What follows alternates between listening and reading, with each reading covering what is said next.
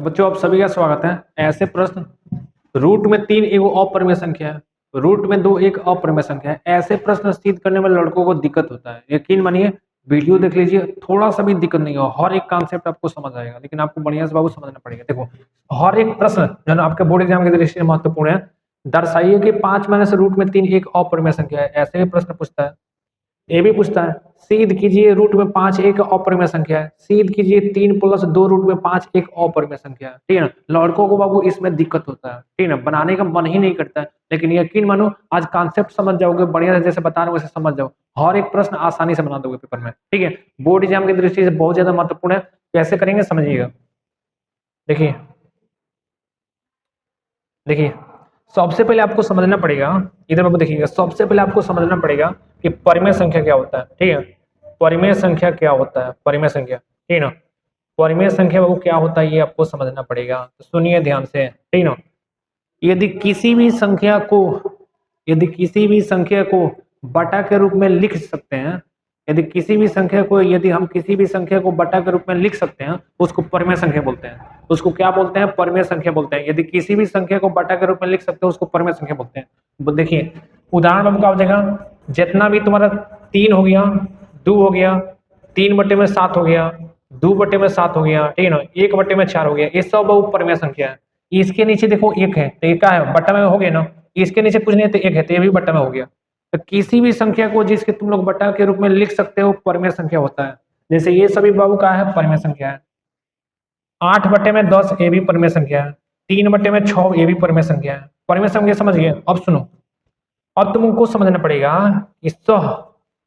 अभाज्य संख्या क्या होता है। ठीक है ना, सह अभाज्य संख्या बाबू क्या होता है ये तुमको समझना पड़ेगा। तो सुनिएगा ध्यान से। सह अभाज्य संख्या बाबू क्या होता है ना, महत्वपूर्ण है। अगर ये समझोगे तभी मजा आएगा। इंपॉर्टेंट है सह अभाज्य संख्या। सह अभाज्य संख्या क्या होता है सुनिए। देखिए एग्जाम्पल से समझाते हैं। ठीक है ना, 10 का बाबू गुणनखंड क्या होगा। ठीक है ना, 10 का गुणनखंड क्या होगा ये पहले बताइए आप लोग कि 10 का गुणनखंड क्या होगा। ठीक है ना, 10 का फैक्टर क्या हो सकता है, 10 का गुणनखंड क्या हो सकता है बाबू। इधर ध्यान से देखिए, इधर ध्यान से देखिए। ठीक है, समझिए बढ़िया से। देखो गुणनखंड का मतलब होता है किसी भी नंबर का जब भी गुणनखंड ज्ञात करते हैं ना, तो यदि यह देखते हैं कि वह संख्या किस किस संख्या के पहाड़ा में आता है। तो 10 का गुणनखंड तुमको ज्ञात करना है, तो तुम यह देखोगे कि 10 जो है वो किस किस संख्या के टेबल में आता है। बताओ 10 किस किस संख्या के टेबल में आता है बोलोगे तो 10 का गुणनखंड बाबू क्या हो सकता है, 1 हो जाएगा। ठीक है ना,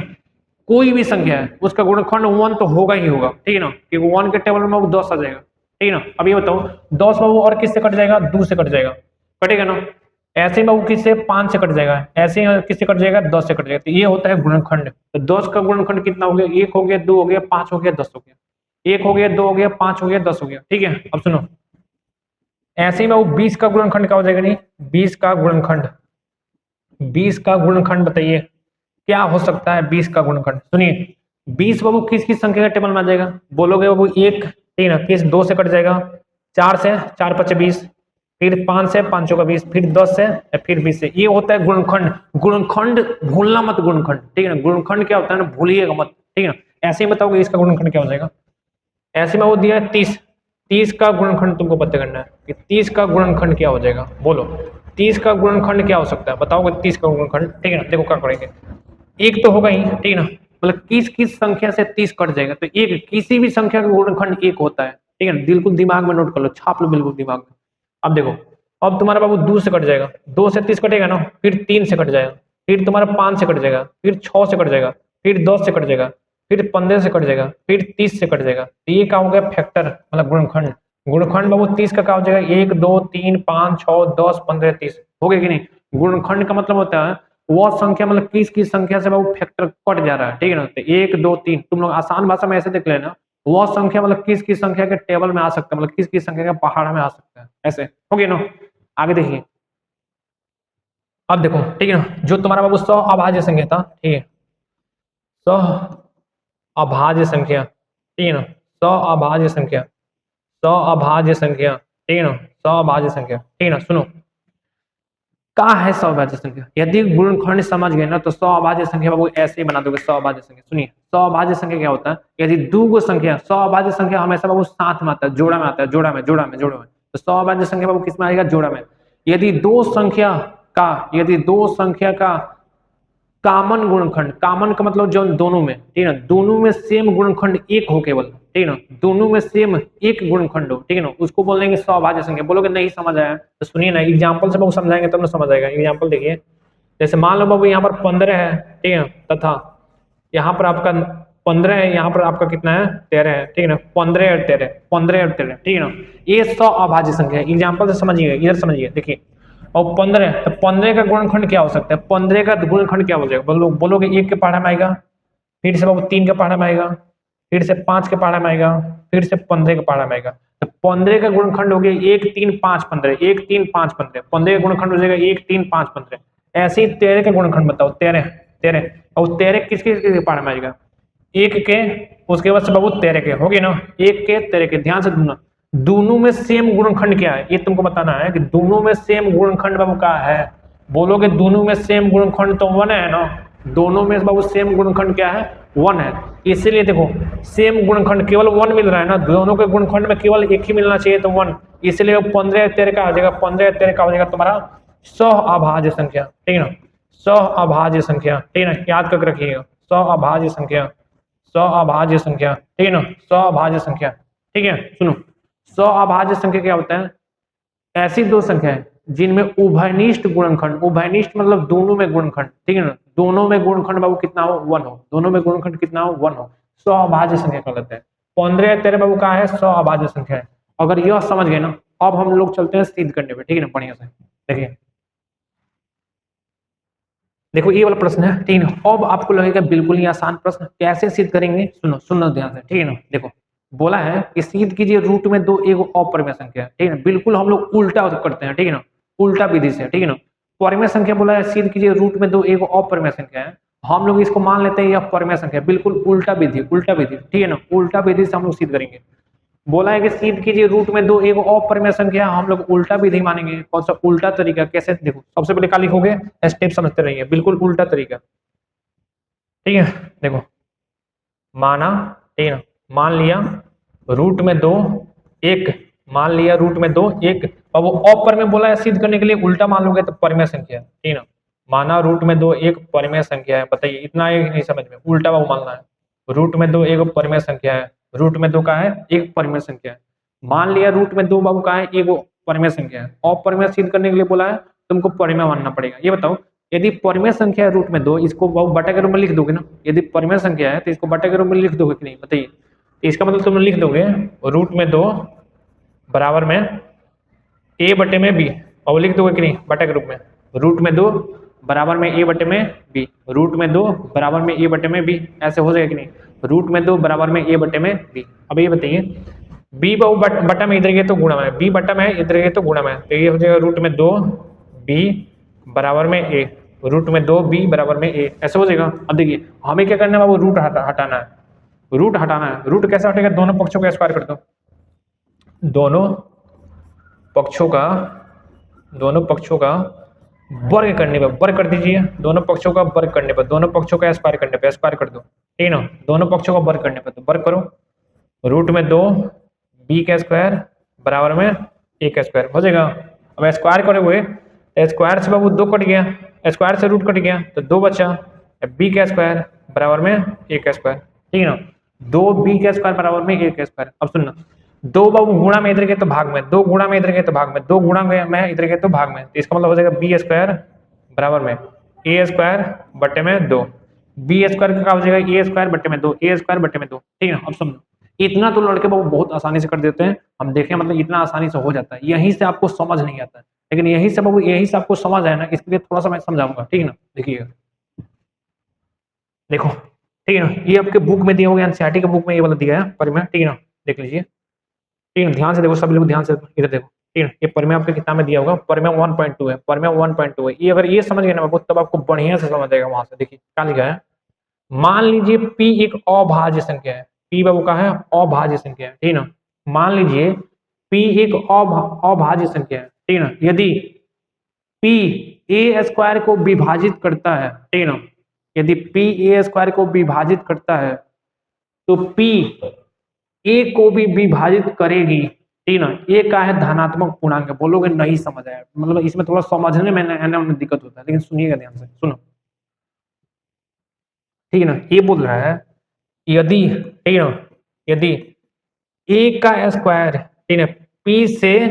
विभाज्य है, ठीक है ना, मतलब यही बोल रहा है, प्रमेय आपका यही बोल रहा है, यदि ए स्क्वायर पी से विभाज्य है, यदि ए स्क्वायर कौन संख्या ए स्क्वायर है, ठीक है ना, और यदि वो पी से कट जा रहा है, यदि ए स्क्वायर पी से बाबू कट जा रहा है, तो तुम्हारा ए भी क्या होगा, ए भी स्क्वायर हटा दोगे, स्क्वायर हटा दोगे तो क्या बनेगा ए भी पी से विभाज्य होगा, ए भी बाबू क्या होगा, पी से विभाज्य होगा। समझे कि नहीं समझे, सुनो ये प्रमेय है, तुमको इसको याद कर लेना, प्रमेय है, तुमको इसको बाबू याद कर लेना, ठीक है ना। सुनो यदि ए का स्क्वायर पी से विभाज्य है, तो ए भी पी से विभाज्य होगा। सुनो ध्यान से, कैसे देखो समझो, ये बताओ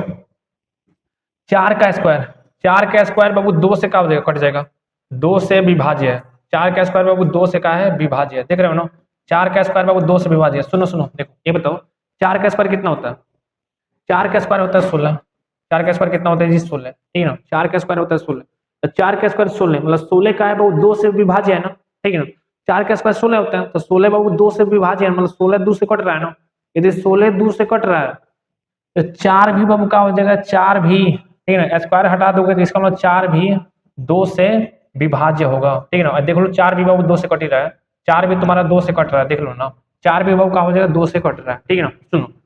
निष्कर्ष ये निकलता है, ओवरऑल तुमको ये समझना है, यदि स्क्वायर कटेगा,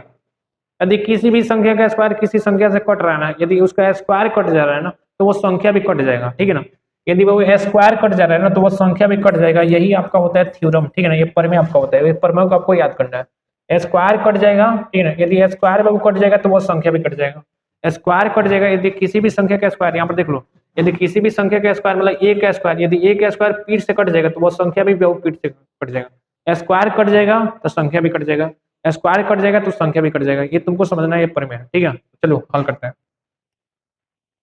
यहाँ पर देखिएगा, अब यहाँ पर आपको ध्यान से देखना है, देखिए देखिए ए का स्क्वायर में 2 से बाबू भाग दिए, भाग मतलब नीचे बट्टा, ए का स्क्वायर में 2 से भाग दिए तो तुमको बी स्क्वायर मिला, ए का स्क्वायर में 2 से भाग दिए, 2 को मतलब भाग दिए हो तो बी स्क्वायर मिला, इसका मतलब ए स्क्वायर बाबू 2 से कट जा रहा है, ए स्क्वायर का हो रहा है 2 से कट जा रहा है, ठीक है ना, ए स्क्वायर का हो रहा है 2 से कट जा रहा है, ए स्क्वायर 2 से कट रहा है, इसको समीकरण 1 मान लीजिए, समीकरण 1 मान लीजिए, और यहाँ पर आपको समझना पड़ेगा, ठीक है ना, यहीं पर समझिए, यहीं पर लड़कों को दिक्कत होता है, ठीक है ना। ए स्क्वायर में क्या है, ए स्क्वायर 2 से, देखो ए स्क्वायर बटे में 2 है, इसका मतलब ए स्क्वायर में जब 2 से भाग दे रहे हैं तो बी स्क्वायर मिल रहा है, ए स्क्वायर में यदि 2 से भाग दे रहे हैं तो बी स्क्वायर मिल रहा है ना, इसका मतलब ए स्क्वायर का है 2 से विभाज्य है, ए स्क्वायर में का है 2 से विभाज्य है, यहाँ पर कैसे लिखोगे देखो समझो, ठीक है, देखो ए स्क्वायर, ठीक है ना, 2 से विभाज्य है, ए स्क्वायर 2 से विभाज्य है, ए स्क्वायर बाबू का है 2 से विभाज्य, अतः अतः ए भी 2 से विभाज्य होगा, बताओ अभी प्रमेय पढ़े हो ना, प्रमेय आपके बुकों में दिया, अतः ए भी 2 से विभाज्य होगा, अतः ए भी बाबू 2 से क्या होगा, विभाज्य होगा, बताइए आएगा ये समझ में, आया ना, अभी प्रमेय आपको समझाया है, ठीक है, एक एक बात ध्यान से सुनते रहिएगा, जितना समझा रहे उतना समझते रहिएगा, ठीक है, बहुत बढ़िया समझाएगा आपको। ए स्क्वायर बाबू का होगा 2 से विभाज्य, ए स्क्वायर 2 से विभाज्य है तो ए भी का होगा, ए भी 2 से विभाज्य हो जाएगा, यदि ए स्क्वायर 2 से विभाज्य है तो ए भी का हो जाएगा 2 से विभाज्य हो जाएगा। अब समझो देखो ये बताओ, ए क्या है ना,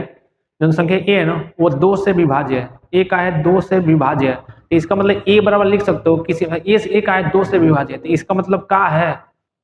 यदि 2 में किसी भी संख्या से गुणा करोगे ना तो ए तुम्हारा मिल जाएगा, ठीक है ना,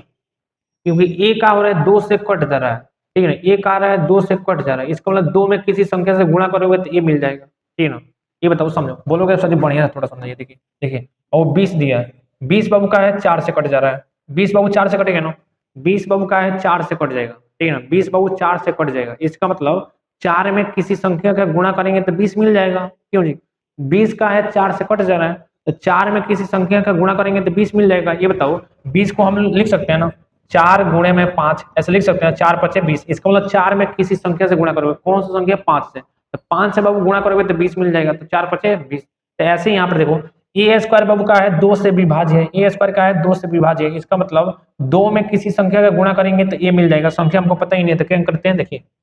यहाँ पर लिखते हैं ए, ठीक है ना, क्या बाबू यहाँ पर देखो, ठीक है ना, देखो यहाँ पे, ठीक है ना,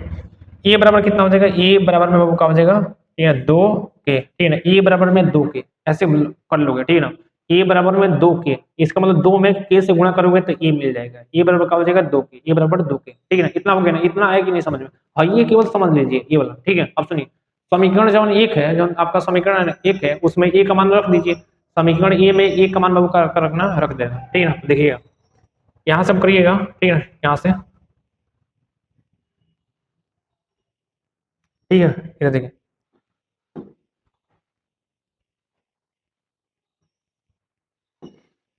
यहाँ पे समीकरण एक से, समीकरण एक से, ठीक है ना, समीकरण एक से, समीकरण एक बाबू का है, देखो एक का है समीकरण, बी स्क्वायर बराबर में ए स्क्वायर बटे में 2, बी स्क्वायर बराबर में ए स्क्वायर बटे में 2, तो बी स्क्वायर बराबर में ए स्क्वायर, ए का मान बाबू कितना है 2 के, ए का मान कितना है 2 के, तो ए का मान हो जाएगा 2 के, ठीक है ना, ए का मान बाबू कितना हो जाएगा 2 के स्क्वायर बटे में 2, 2 के स्क्वायर बटे में 2 हो जाएगा ना, तो देखो बी स्क्वायर बराबर में ये बताओ 2 के स्क्वायर, 2 का स्क्वायर कितना होता है 4, के स्क्वायर का के स्क्वायर, नीचे आपका हो जाएगा 2, 2 से जो 4 को बार में कटेगा 2 बार में, तो बी स्क्वायर बराबर में हो जाएगा 2 के स्क्वायर, बी स्क्वायर बराबर में हो जाएगा 2 के स्क्वायर, हो जाएगा ना। अभी बताओ 2 गुणा में इधर गए तो भाग में, इसका मतलब बी स्क्वायर बटे में 2 बराबर में के स्क्वायर। अब ध्यान सुनना ना, ध्यान से सुनो ना, ये बताओ बी स्क्वायर में 2 से भाग देने के स्क्वायर मिल रहा है, बी स्क्वायर में 2 से भाग देने तो के स्क्वायर मिल रहा है, इसका मतलब क्या है, बी स्क्वायर भाई बाबू का है 2 से विभाज्य है, बी स्क्वायर में 2 से भाग दे रहे हो तो के स्क्वायर मिल रहा है, इसका मतलब क्या है, बी स्क्वायर भी 2 से भाग विभाज्य है, ठीक है, ध्यान से देखो ना, बी स्क्वायर बटे में 2, इसका मतलब बी स्क्वायर में जब 2 से भाग दे रहे हो तो के स्क्वायर मिल रहा है, इसका मतलब बी स्क्वायर क्या है 2 से विभाज्य है, ठीक है, 2 से विभाज्य है, इसका मतलब लिख सकते हो बी स्क्वायर 2 से विभाज्य है, बी स्क्वायर बाबू का है 2 से विभाज्य है, बी स्क्वायर 2 से क्या है विभाज्य है, अतः, ठीक है ना, अतः बी भी 2 से विभाज्य होगा, अतः बी भी 2 से विभाज्य होगा, अतः बी भी 2 से विभाज्य होगा, बताइए बी स्क्वायर 2 से विभाज्य है, अतः बी भी 2 से विभाज्य होगा, ऑप्शन लो, ये बताओ जहां ए का मौखिक हो ए भी 2 से विभाज्य होगा, बी भी 2 से विभाज्य होगा, इसका मतलब बी बराबर क्या लिख सकते हो, बी बराबर लिख सकते हो 2, 2 में किसी संख्या से गुणा करोगे, यहाँ पर के लिए होते हैं पहले 2l, बी बराबर 2l ऐसे लिख सकते हो ना, कुछ मान सकते हो नहीं, बी में 2 में किसी संख्या से गुणा करेंगे तो बी मिल जाएगा। अब सुनना ध्यान से, सुनना ध्यान से, ध्यान सुनिएगा, ठीक है, यहाँ पर देखो, ठीक है, तो शुरू में माने थे, ठीक है, शुरू में क्या माने थे, देखो कि रूट में 2 एक परिमेय संख्या है, तो रूट में 2 बराबर में क्या हो जाएगा ए बटे में बी, ठीक है ना, अरे ए तथा बी सौ अभाज्य संख्या है, ठीक है ना, ए तथा बी सौ अभाज्य संख्या है, इतना मानना पड़ेगा, ठीक है ना, ये छूट रहा था, ए तथा बी बाबू सौ अभाज्य संख्या है, ए तथा बी बाबू का है सौ अभाज्य संख्या। अब ये बताओ ए और बी सौ अभाज्य संख्या है, तो दोनों में कॉमन गुणनखंड क्या आ जाएगा 1 आएगा, कॉमन गुणनखंड क्या हो जाएगा 1 आएगा, लेकिन यहीं पर विरोधाभास उत्पन्न होगा, यहीं पर तुम्हारा विरोधाभास उत्पन्न होगा, ध्यान से समझिएगा, ए का मान बाबू कितना आ गया 2 के, ए बराबर कितना आ गया जी 2 के, बी बराबर कितना है 2l है, ए बराबर 2 के, बी बराबर 2l है, कैसे करोगे देखो समझो, कैसे करोगे बाबू समझो, ध्यान समझिएगा, ठीक है ना, ए बराबर आपका कितना है 2 के है, यहाँ पर लिखोगे ए बराबर में 2 के, ठीक है ना, बी बराबर कितना है बी बराबर 2l है, ठीक है ना, दोनों में वो कॉमन गुणनखंड कितना हो गया उभयनिष्ठ गुणनखंड, ठीक है ना, उभयनिष्ठ गुणनखंड, ठीक है जी, उभयनिष्ठ मतलब कॉमन, उभयनिष्ठ गुणनखंड बाबू कितना आ जाएगा दोनों में, उभयनिष्ठ गुणनखंड बाबू कितना है 2 है, कितना है 2 है, ये बताओ उभयनिष्ठ गुणनखंड बाबू कितना है 2 है, समझो, ये बताओ हम लोग शुरू में माने थे ए और बी बाबू का है 100 अभाज्य संख्या है, ए और बी 100 अभाज्य संख्या है, ए और बी अगर 100 अभाज्य संख्या होगा तो उसका बाबू कॉमन गुणनखंड कितना होगा 1 होगा, लेकिन यहाँ पर क्या हो गया 2 आ गया, यहाँ पर क्या हो गया 2 आ गया, ठीक है, इसका मतलब जो हम लोग माने हैं ना, जो हम लोग परिकल्पना किए हैं, हम लोग का परिकल्पना बिल्कुल ही गलती है, बिल्कुल क्या है गलती है, ठीक है जी, यहाँ पर बाबू उभयनिष्ठ गुणनखंड एक आता ना तब सही होता, क्योंकि हम लोग शुरू में मान लिया ए तथा बी बाबू का है 100 अभाज्य संख्या, लेकिन यहाँ पर उभयनिष्ठ गुणनखंड दोनों में बाबू का आ गया 2 आ गया, अगर एक आता तभी ना सही होता, यहाँ पर उभयनिष्ठ गुणनखंड बाबू कितना आ गया 2 आ गया, इसलिए लिख दोगे अतः हमारी परिकल्पना ठीक है ना, अतः हमारी परिकल्पना बाबू का है गलती है, ठीक है जी, परिकल्पना का है गलती है, इसलिए रूट में 2 एक परिमेय संख्या नहीं, ठीक है ना, हम लोग यही माने हैं ना परिमेय संख्या, इसलिए रूट में 2 एक परिमेय संख्या ना होगा और एक अपरिमेय संख्या होगा, ठीक है, ऐसे ही प्रश्न आपको करना है, ठीक है।